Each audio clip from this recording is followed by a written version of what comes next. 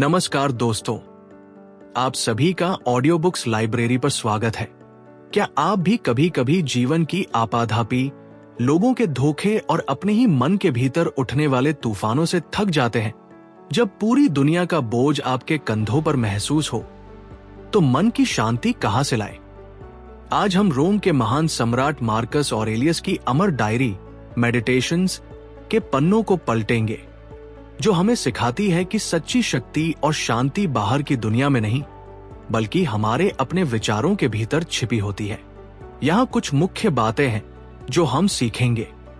अपने नियंत्रण में रहने वाली चीजों पर ध्यान देना, बाहरी परिस्थितियों और लोगों के व्यवहार से अप्रभावित रहना, वर्तमान पल की अहमियत को समझना, जीवन की अनित्यता और मृत्यु की सच्चाई को स्वीकार करना, हर मुश्किल को खुद को बेहतर बनाने के अवसर में बदलना। कल्पना कीजिए एक ऐसे राजा की जो महलों के ऐशो आराम में नहीं, बल्कि युद्ध के मैदान में एक ठंडे तंबू के भीतर बैठा है। उसके चारों ओर जंग का शोर है, साम्राज्य में महामारी फैली है और उसके अपने ही करीबी लोग उसे धोखा दे रहे हैं। ये कोई और नहीं बल्कि दुनिया के सबसे शक्तिशाली साम्राज्य के सम्राट मार्कस ऑरेलियस है।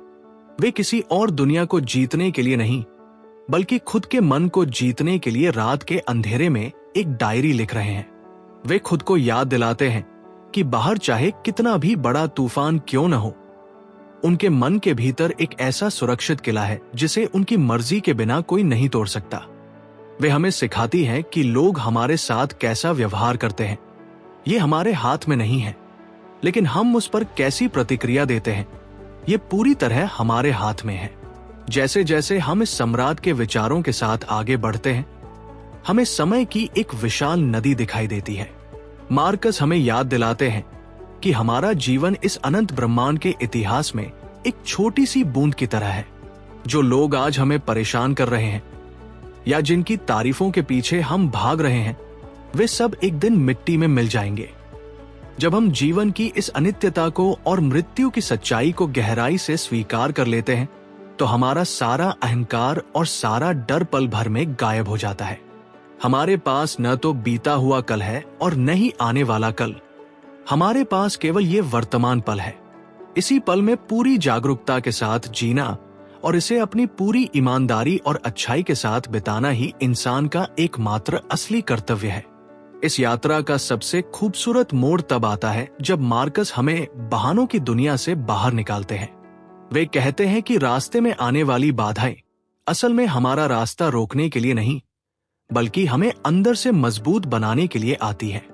जब कोई आपके साथ बुरा व्यवहार करे तो उसे एक दुश्मन की तरह नहीं, बल्कि एक ऐसे इंसान की तरह देखें जो खुद अज्ञानता के अंधेरे में भटक रहा है।